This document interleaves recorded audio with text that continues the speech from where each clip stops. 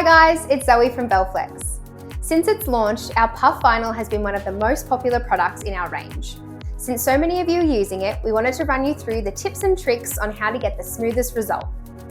The first thing you want to do is ensure that you're pressing the puff at the recommended temp and time.